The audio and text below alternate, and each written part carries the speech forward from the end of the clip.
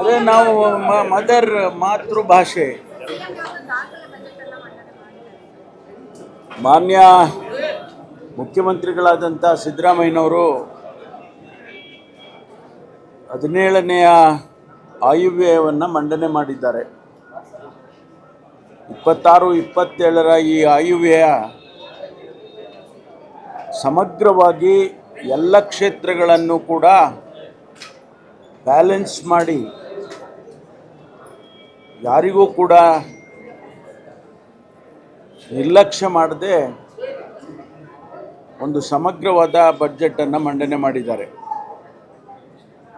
4,48,04,000 ಕೋಟಿ ಬಜೆಟನ್ನು ಕೊಟ್ಟಿದ್ದಾರೆ. ವಿಶೇಷವಾಗಿ ಏನು ರಿಕ್ರೂಟ್ಮೆಂಟಿನ ಬಗ್ಗೆ ಯುವಕರ ಆತಂಕ ಇತ್ತು, 56,000 ಹುದ್ದೆಗಳನ್ನು ಭರ್ತಿ ಮಾಡುವಂಥ ತೀರ್ಮಾನವನ್ನು ಕೂಡ ಅದರಲ್ಲಿ ಮಾಡಿದ್ದಾರೆ. ಮತ್ತು ರೈತ ಸಮುದಾಯಕ್ಕೆ ಸುಮಾರು 30,000 ಕೋಟಿ ರೂಪಾಯಿ ಸಾಲವನ್ನು ಕೊಡ್ತಕ್ಕಂಥ ಅತಿ ದೊಡ್ಡ ತೀರ್ಮಾನವನ್ನು ಕೂಡ ಮಾಡಿದ್ದಾರೆ. ಅದೇ ಪ್ರಕಾರ ಏನು ಶಿಕ್ಷಣ ಇಲಾಖೆಯಲ್ಲಿ, ಪೊಲೀಸ್ ಇಲಾಖೆಯಲ್ಲಿ ಮತ್ತು ಆರೋಗ್ಯ ಇಲಾಖೆಯಲ್ಲಿ ರಿಕ್ರೂಟ್ಮೆಂಟ್ಗಳನ್ನು ನಿಂತು ಹೋಗಿತ್ತು, ಅವೆಲ್ಲವನ್ನು ಕೂಡ ಸುಮಾರು 15,000 ಹುದ್ದೆಗಳನ್ನು ಶಿಕ್ಷಣ ಇಲಾಖೆಯಲ್ಲಿ, 2,500 ಹುದ್ದೆಗಳನ್ನು ಆರೋಗ್ಯ ಇಲಾಖೆಯಲ್ಲಿ, 8,000 ಹುದ್ದೆಗಳನ್ನು ಪೊಲೀಸ್ ಇಲಾಖೆಯಲ್ಲಿ ತುಂಬುವಂಥ ತೀರ್ಮಾನವನ್ನು ಕೂಡ ಪ್ರಕಟಣೆ ಮಾಡಿದ್ದಾರೆ. ಬೆಂಗಳೂರಿಗೆ ಮೂಲಸೌಕರ್ಯಗಳ ದೃಷ್ಟಿಯಿಂದ ಏನು ನಮ್ಮ ಅಂಡರ್ಗ್ರೌಂಡು ಟನಲ್ ಮಾಡತಕ್ಕಂಥ 17,000 ಕೋಟಿ ರೂಪಾಯಿಗೆ ಈಗಾಗಲೇ ಕ್ಯಾಬಿನೆಟ್ನಲ್ಲಿ ಅಪ್ರೂವಲ್ ಹಿಂದೆ ಕೊಟ್ಟಿತ್ತು, ಅದನ್ನು ಕೂಡ ಮೆನ್ಷನ್ ಮಾಡಿದ್ದಾರೆ. East west south north south ಕಾರಿಡಾರ್ಸನ್ನು ಮಾಡ್ತಕ್ಕಂಥ ಒಂದು ಅತಿ ದೊಡ್ಡ ತೀರ್ಮಾನ ಪ್ರಕಟಣೆಯಾಗಿದೆ, ಅದು ಅಂಡರ್ಗ್ರೌಂಡ್ನಲ್ಲಿ. ಇದು ಭಾಳ ನಮಗೇನು ಇರ್ತಕ್ಕಂಥ ಸಂಚಾರಿ ಸಮಸ್ಯೆ ಇರ್ಬೋದು ಅಥವಾ ಇನ್ಫ್ರಾಸ್ಟ್ರಕ್ಚರನ್ನ ಸಮಸ್ಯೆ ಇರ್ತಕ್ಕಂಥದ್ದು, ಅದು ಭಾಳ ಒಂದು ಒಳ್ಳೆಯ ಉತ್ತಮವಾದಂಥ ಯೋಜನೆ ಪ್ರಕಟಣೆಯನ್ನು ಮಾಡಿದ್ದಾರೆ.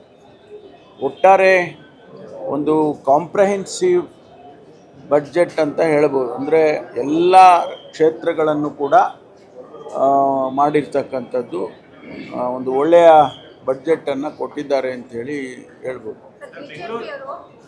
ಬೆಂಗಳೂರಿನಲ್ಲಿ ನಗರ ಪಾಲಿಕೆಗಳು ಅವರವರ ಆದಾಯದಲ್ಲೇ ಕಾಮಗಾರಿಗಳು ಕೈಗೊಳ್ಳಬೇಕು ಅಂತೇಳಿ ಹೇಳಿದ್ದಾರೆ. ಅಂದರೆ ಸರ್ಕಾರ ಸಹಕಾರ ಕೊಡೋದು, ಅನುದಾನ ಕೊಡೋದು ಅಲ್ಲ, ಈಗಲೂ ಅದೇ ವ್ಯವಸ್ಥೆ ಇರ್ತಕ್ಕಂಥದ್ದು. ಈಗ ಅವರು ಅವರ ಸಂಪನ್ಮೂಲಗಳನ್ನು ಈಗ ಅವರು ಟ್ಯಾಕ್ಸಿನ ಮೂಲಕ ಅವರು ಸಂಗ್ರಹಣೆ ಮಾಡ್ತಾರೆ. ಅದರ ಜೊತೆಗೆ ಸಪ್ಲಿಮೆಂಟ್ ಮಾಡೋದಕ್ಕೆ ಸರ್ಕಾರ ಒಂದು ಪ್ರತಿ ವರ್ಷ 10,000 20,000 ಕೋಟಿಯನ್ನು ಕೊಡ್ತೇವೆ. ಅದನ್ನೇ ಮುಂದುವರಿಸಿದ್ದಾರೆ ಅಷ್ಟೇ, ಬೇರೆ ಬೇರೆ ಏನು ಹೊಸ ಚಿಂತನೆ ಏನಿಲ್ಲ ಅದರಲ್ಲಿ.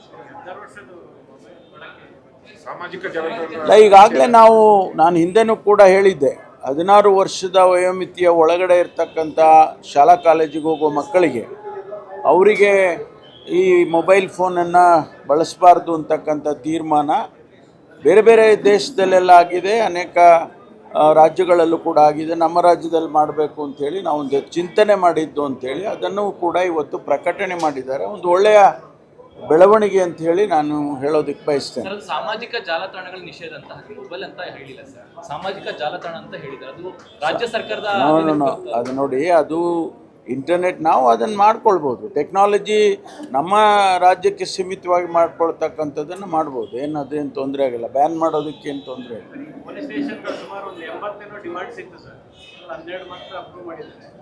ಇಲ್ಲ, ಇಮಿಡಿಯೇಟಾಗಿ ಮಾಡಿದ್ದಾರೆ, ಮುಂದಿನ ದಿನದಲ್ಲಿ ಮಾಡ್ಕೊಳ್ತೀವಿ, ಅದ್ರದ್ದು ಏನು ತೊಂದರೆ ಏನಿಲ್ಲ.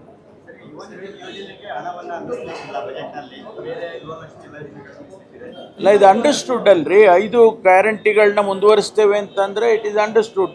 ಪ್ರತ್ಯೇಕವಾಗಿ ಏನು ಹೇಳಿಲ್ಲ. ಅದು ಅಂದರೆ ಅದು ಮೆನ್ಷನ್ ಮಾಡಿದ್ದಾರೆ ಅಷ್ಟೇ. ಯಾಕೆಂದರೆ ಮಹಿಳಾ ಇದು ಒಂದು ಗೊತ್ತಾಗಲಿ ಎಲ್ಲರಿಗೂ ಅಂತ, ಆದ್ಯತೆ ಇದೆ ಅಂತ ಗೊತ್ತಾಗಲಿ ಅಂತ.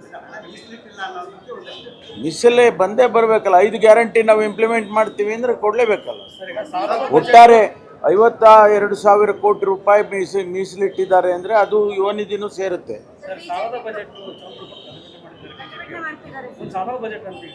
ನೋಡಿ, ಕೇಂದ್ರ ಸರ್ಕಾರ 43,000 ಕೋಟಿ ಬಡ್ಜೆಟ್ನಲ್ಲಿ 16,000 ಕೋಟಿ ಸಾಲ ತೋರಿಸಿದ್ದಾರೆ.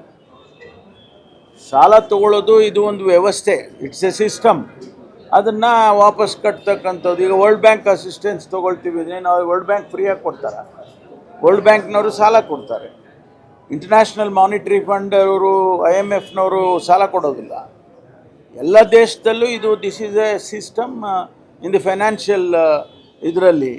ಅದನ್ನು ಮಾಡ್ಕೊಂಡು ಹೋಗ್ತೀವಿ. ಈಗ ನಾವು ಹಿಂದೆ ಅವರೇನು ಮಾಡಿದರು? ಭಾರತೀಯ ಜನತಾ ಪಾರ್ಟಿಯವರು ಆಡಳಿತದಿದ್ದಾಗ ₹1 ಸಾಲ ಮಾಡಲಿಲ್ವಾ?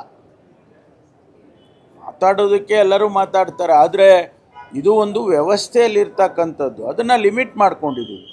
ನಮ್ಮ ಫೈನಾನ್ಷಿಯಲ್ಲು ಡಿಸಿಪ್ಲಿನ್ನಲ್ಲಿ 3% ಒಳಗಡೆ ಇರಬೇಕು ಅಂತ ಹೇಳುವಾಗ ನಾವು 3% ಒಳಗಡೆ ಇದ್ದೇವೆ. 25% ಒಳಗಡೆ ನೀವು ಸಾಲಗಳು ಮತ್ತೊಂದು ಮಾಡಬಾರ್ದು ಅಂತಿದ್ದವಾಗ 25% ಒಳಗಡೆ ಇದ್ದೇವೆ. ಕೇಂದ್ರ ಸರ್ಕಾರನೇ ದಾಟಿ ಹೋಗಿಬಿಟ್ಟಿದ್ದಾರೆ. 3% ದಾಟಿದ್ದಾರೆ, 25% ದಾಟಿದ್ದಾರೆ. We are very well. I must appreciate ಮಾನ್ಯ ಮುಖ್ಯಮಂತ್ರಿಗಳಿಗೆ. He has maintain the financial discipline. Suman TV ಕನ್ನಡದಲ್ಲಿ ಜಾಹೀರಾತು ನೀಡಲು ಸಂಪರ್ಕಿಸಿ 9686376663.